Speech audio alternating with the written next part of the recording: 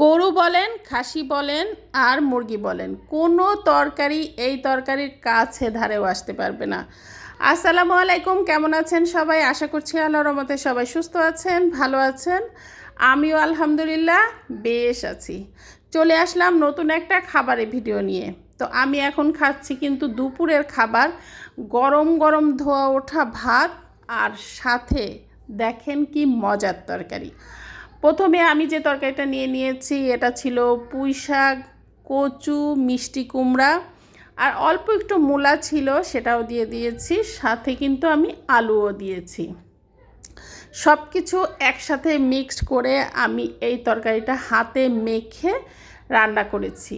তো এত মজা হয়েছিল এই তরকারিটা, বলার মতো না।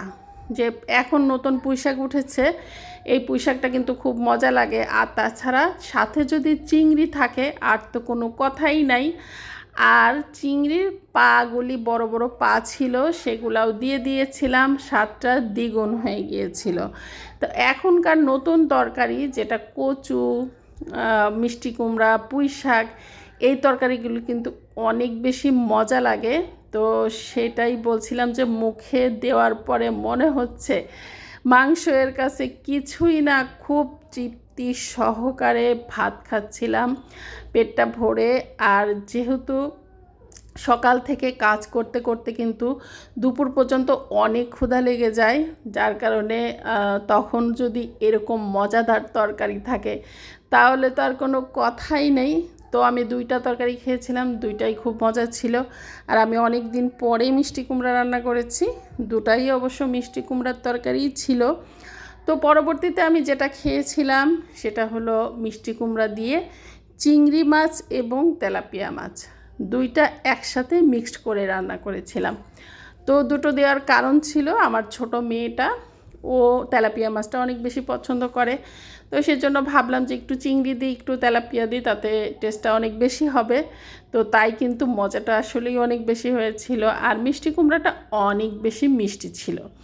তো অনেক সময় কি হয়, মিষ্টি কুমড়া যদি মিষ্টি না থাকে তাহলে কিন্তু আমি একটু চিনি ব্যবহার করি। তো আজকে যেহেতু প্রয়োজন হয়নি আমার, কারণ অনেক বেশি মিষ্টি ছিল দেখে আমি কিন্তু এখানে কোনো রকম চিনি ব্যবহার করিনি, এমনিতেই অনেক মিষ্টি ছিল। তো যার কারণে খেতে কিন্তু অসম্ভব মজার লাগতেছিল। আর তেলাপিয়া মাছটা আসলে আমারও কিন্তু অনেক পছন্দ, আমার মেয়েরাও খুব পছন্দ করে। তবে তেলাপিয়া মাছটা এখন আসলে খুবই কম খাওয়া হচ্ছে, কারণ যেহেতু অতটা বেশি খাওয়া উচিত না, তাই কম খাচ্ছি। ভালো লাগে আসলে, অনেক সময় আমরা জানি এটা খাওয়া ভালো না, তারপরও ভালো লাগে, তো সেই জন্য খেয়ে নিই, ব্যাপারটা এরকম। তো যাই হোক, খুবই মজা করে খেয়েছি আলহামদুলিল্লাহ, খাবারগুলি সবই খুব মজার ছিল। তো যাই হোক, সবাই ভালো থাকবেন, সুস্থ থাকবেন। আল্লাহ হাফেজ।